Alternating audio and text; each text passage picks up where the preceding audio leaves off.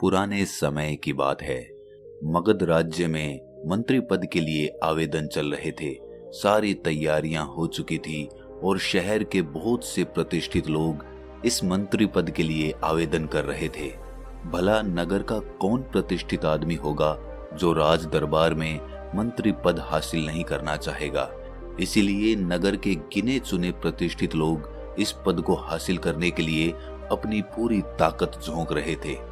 ऐसा ही एक युवक था संतोष, मन का एकदम साफ युवक, दूसरों की मदद करने वाला, हर जरूरतमंद की सेवा करना, ये सीख उसने अपने माँ बाप से भली भांति ले ली थी। इसीलिए नगर में उसकी काफी इज्जत थी, काफी रुतबा था। भला इंसान होने के साथ साथ संतोष में और भी गुण थे, जैसे कि उसका वाक गुण। वो जब बोलता था तो लोग सुनते ही रह जाते थे। उसके भाषण, उसके वक्तव्य सभी को प्रभावित कर देते थे। ये कला उसमें बचपन से ही थी और समय के साथ साथ उसने अपनी इस कला को और भी ज्यादा निखार लिया था। ऐसा नहीं था कि मंत्री पद के लिए आवेदन करने वाले दूसरे युवकों में किसी गुण की कमी थी। उसके प्रतिद्वंद्वी भी किसी से कम नहीं थे। वो भी अपना भरपूर प्रयास कर रहे थे और उनमें भी किसी गुण की कोई कमी नहीं थी। लेकिन संतोष के पास बोलने की ताकत दूसरों से ज्यादा थी। वो जब बोलने लगता था तो लोग उसकी वाणी से प्रभावित हो जाते थे और मंत्री पद के लिए यही गुण सबसे सर्वश्रेष्ठ होना चाहिए। यही गुण आपको मंत्री पद दिलवा सकता है। अगर आप अपने भाषण और अपने वक्तव्य से अपनी जनता को, अपने नगर के लोगों को प्रभावित कर पाते हो तो आप मंत्री पद के लिए अच्छे दावेदार हो सकते हो। इसी कारण संतोष का रुतबा पूरे नगर में फैला हुआ था और उसकी प्रतिष्ठा को और भी ज्यादा नगर में फैलाने के लिए उसके दोस्त, उसके चाहने वाले जी जान एक करके लगे हुए थे। उन्हीं दोस्तों में संतोष का एक दोस्त विपिन हुआ करता था। विपिन संतोष का बचपन का मित्र था और दोनों में बहुत गहरी मित्रता थी। लेकिन संतोष की तरह विपिन उस नगर का कोई प्रतिष्ठित युवा नहीं था।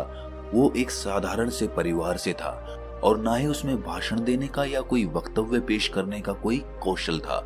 वो सिर्फ अपने दोस्त संतोष को जिताने के लिए दिन रात एक कर रहा था और संतोष भी इस बात से भली भांति परिचित था। वो अच्छी तरह से जानता था कि विपिन मुझे जिताने के लिए कोई कसर बाकी नहीं छोड़ रहा है और इस कारण से संतोष अपने दोस्त विपिन की बहुत इज्जत करता था और अपने सारे दोस्तों में उसे ही सबसे सर्वश्रेष्ठ समझता था।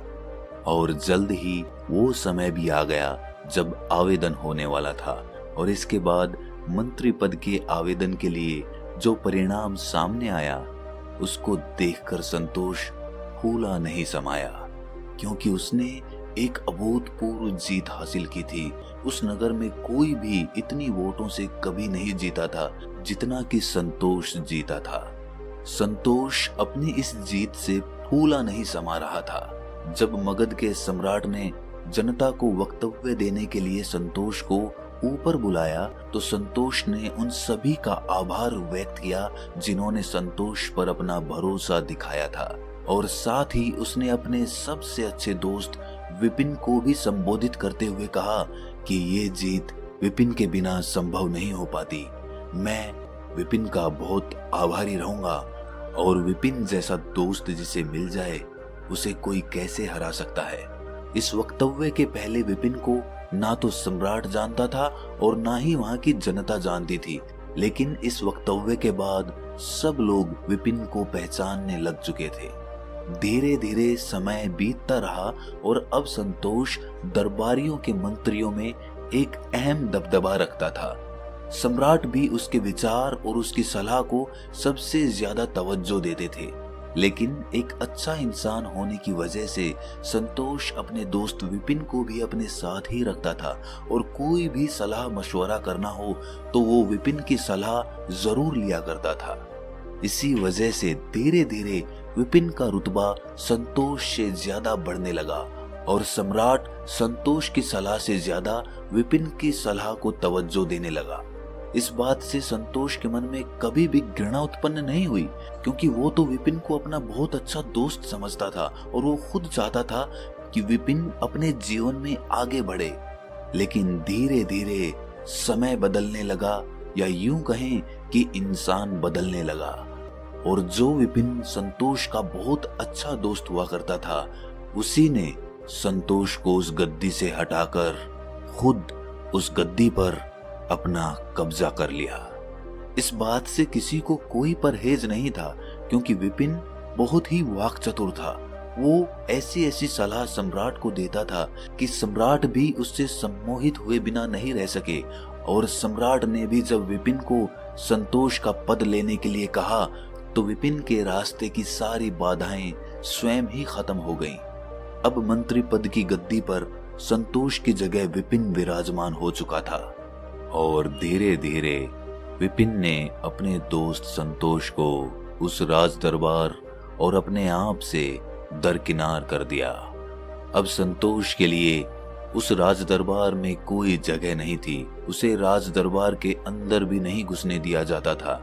जब संतोष ने अपने दोस्त विपिन से मदद मांगी, तो विपिन ने भी उसे ये कहकर मना कर दिया कि दोस्त, मैं इसमें कुछ भी नहीं कर सकता। ये सब हमारे सम्राट का फैसला है। भला मैं अपने सम्राट की अवज्ञा कैसे कर सकता हूँ। और ये कहकर विपिन राज दरबार में अंदर चला गया और संतोष वहीं पर बाहर खड़ा खड़ा अपनी आंखों में आंसू लिए वहीं पर बैठ गया। इसके साथ ही बैठ चुका था उसका अपना दिल, जिसे उसके दोस्त ने ही तोड़ दिया था। विपिन ये सदमा बर्दाश्त नहीं कर सका और अब उसे अपना जीना ही व्यर्थ लगने लगा था, क्योंकि नगर में अब हर जगह उसका मजाक उड़ाया जाता था। और एक दिन संतोष ने एक ऐसा निर्णय लिया जिसके बारे में नगर में किसी ने कभी सोचा भी नहीं था। जी हाँ, संतोष निकल चुका था आत्महत्या करने के लिए। उसे अब कोई भी रास्ता नजर नहीं आ रहा था। इसीलिए वो अपने कदम जल्द जल्द बढ़ाता हुआ एक पहाड़ी पर जा पहुंचा। उसकी योजना थी कि वो वहीं पहाड़ी से कूदकर अपनी जान दे देगा। लेकिन जब वो कूदने जा रहा था, तभी वहां से एक बौद्ध भिक्षु गुजर रहा था। वो संतोष को देखते ही समझ गया कि संतोष अपनी आत्महत्या करने जा रहा है। इसीलिए उसने उसे पीछे से पुकार कर पूछा कि बंते, मुझे बहुत प्यास लगी है, क्या तुम मुझे पानी पिला सकते हो? ये सुनकर विपिन ने पीछे पलट कर देखा तो क्या देखता है कि एक वृद्ध बौद्ध भिक्षु एक लकड़ी के सहारे वहां पर खड़ा हुआ है। उसके मुखमंडल पर एक अद्भुत तेज था। संतोष दिल का बहुत ही अच्छा इंसान था। उसने सोचा कि मरने से पहले कम से कम एक अच्छा काम तो कर ही देता हूँ। और यही सोचकर वो पास के तालाब से उस बौद्ध भिक्षु के लिए पानी लेने के लिए पहुंच जाता है। थोड़ी देर में वो पानी का घड़ा भरकर वापस उसी जगह पर पहुंचता है जहां पर वो बौद्ध भिक्षु ध्यान में बैठा हुआ था। उसने वापस आकर उस बौद्ध भिक्षु को पानी पिलाया और कहा कि हे बंते, अब मुझे जाने की आज्ञा दीजिए। शायद यही कर्म मेरी जिंदगी का आखिरी कर्म कहलाएगा। और ये कहकर वो उसी पहाड़ी की ओर चलने लगा।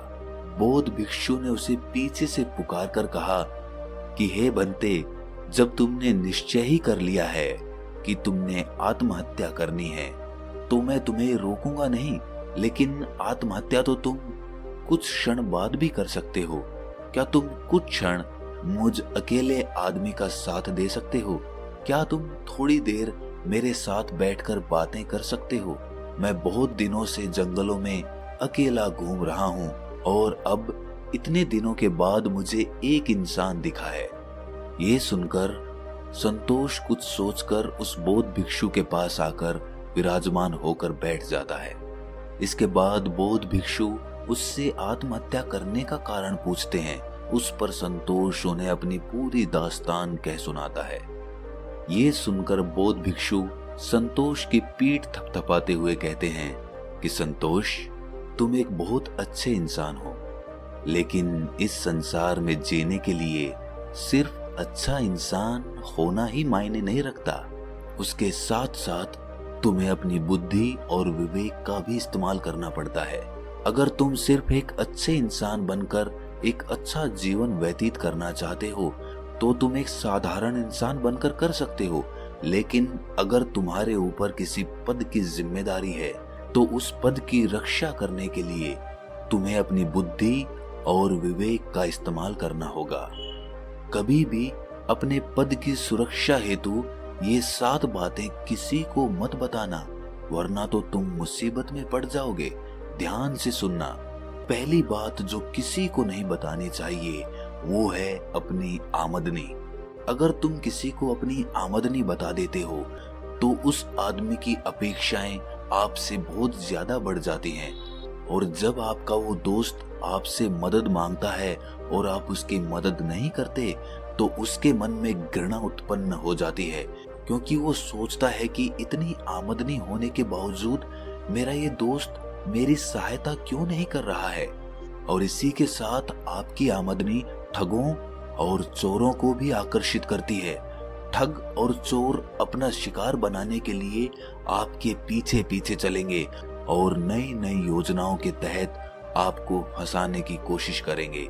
इसीलिए याद रखना, जब तक जरूरत ना हो, जब तक आवश्यकता ना हो, अपनी आमदनी किसी को भी मत बताना। अपने परिवार वालों से या जिस लड़की से तुम शादी करना चाहते हो उसके परिवार को आमदनी बताना गलत नहीं है, लेकिन उनके अलावा किसी को अपनी आमदनी बताना अपने पैर पर कुल्हाड़ी मारने जैसा होता है।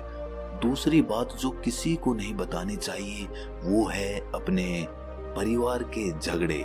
जब भी तुम अपने परिवार के झगड़ों के बारे में अपने किसी दोस्त या किसी बाहर वाले पुरुष या स्त्री को बताओगे तो वो लोग तुम्हारा फायदा उठाने से नहीं चूकेंगे, क्योंकि सब लोग चाहेंगे कि तुम्हारी प्रतिष्ठा कम हो, तुम नीचे आ जाओ और वो तुमसे ऊपर उठ जाएं। इसीलिए वो तुम्हारे घर में झगड़े कम करने की बजाय उन झगड़ों को ज्यादा उकसाने का प्रयास करेंगे। इसीलिए अपने घर के झगड़ों का निवारण किसी बाहर के आदमी से पूछना सबसे बड़ी मूर्खता होती है। तीसरी बात जो इंसान को अपनी पत्नी से भी नहीं बतानी चाहिए वो है खुद की गलतियां, अतीत में हुई गलतियां। अगर आप अपनी गलतियां दूसरों को बताएंगे, अपनी पत्नी को बताएंगे या किसी को भी बताएंगे तो वो लोग धीरे धीरे समय के साथ आप पर अपना दबदबा बनाना शुरू कर देंगे, क्योंकि वो ये सोचेंगे कि आप इतनी गलतियां कर चुके हैं और वो तो धुले हुए हैं और उन्होंने तो कोई गलतियां नहीं की। इसीलिए वो अपने आप को आपसे ऊपर आंकना शुरू कर देंगे, जिसकी वजह से भविष्य में आपको समस्याओं का सामना करना पड़ सकता है। और अपनी गलतियां बताने का एक बुरा नतीजा ये भी हो सकता है कि कल को अगर आपके दोस्त के साथ आपकी दुश्मनी हो जाए तो वही दोस्त आपकी कमियों को, आपकी गलतियों को दुनिया के सामने उजागर कर दे। चौथी बात जो इंसान को किसी दूसरे आदमी को नहीं बतानी चाहिए वो है अपना लक्ष्य। आप जो भी अपने जीवन में पाना चाहते हैं वो अपने मन में रखिए, क्योंकि अगर आप अपना लक्ष्य दूसरों को बता देंगे तो वही लोग आपके मार्ग में अड़चन पैदा कर सकते हैं। अगर वो अड़चन पैदा नहीं भी करते हैं तो अगर कल को आप अपना लक्ष्य प्राप्त नहीं कर पाए तो आप उनकी नजर में एक मजाक का पात्र बन जाएंगे। इसीलिए अपने लक्ष्य के बारे में जब तक वो पूरा ना हो जाए किसी को नहीं बताना चाहिए। पांचवी बात जो आदमी को अपने मन में ही रखनी चाहिए वो होती है अपनी कमजोरी और अपनी ताकत। अपनी कमजोरी अगर हम दूसरों को बताएंगे तो जाहिर है कि मौका पड़ते ही वो हमारी कमजोरियों का फायदा उठाने से नहीं चूकेंगे, और अगर हम अपनी ताकत दूसरों को बताएंगे तो वही ताकत हमारी कमजोरी बन जाएगी, क्योंकि लोगों को अगर हमारी वो ताकत पता चल जाएगी तो वो इसकी काट भी ढूंढ लेंगे। इसीलिए अपनी कमजोरी और अपनी ताकत किसी को मत बताना। छठी बात जो आदमी को दुनिया से छुपानी चाहिए वो है किया हुआ दान।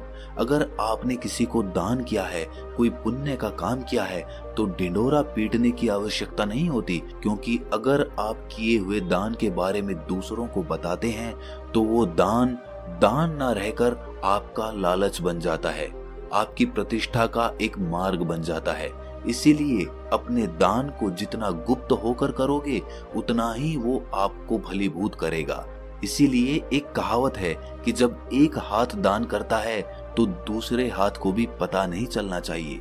सातवीं बात जो आदमी को सबसे छुपानी चाहिए वो है अपने दोस्त, दुश्मन और प्रेमिका। अगर आप दुनिया के सामने अपने दोस्त, अपने दुश्मन और अपनी प्रेमिका के बारे में ढिंढोरा पीटोगे तो आपके विपक्षी उन्हीं लोगों को आपके खिलाफ करके आपका फायदा उठा सकते हैं। वो आपके दोस्तों को रिश्वत देकर अपनी तरफ कर सकते हैं, आपके दुश्मनों को आपके खिलाफ और भी ज्यादा भड़का सकते हैं और आपकी प्रेमिका आपको धोखा दे सकती है। इसीलिए ध्यान रखना, इन 7 बातों को कभी किसी को मत बताना, वरना तो आप मुसीबत में पड़ जाओगे।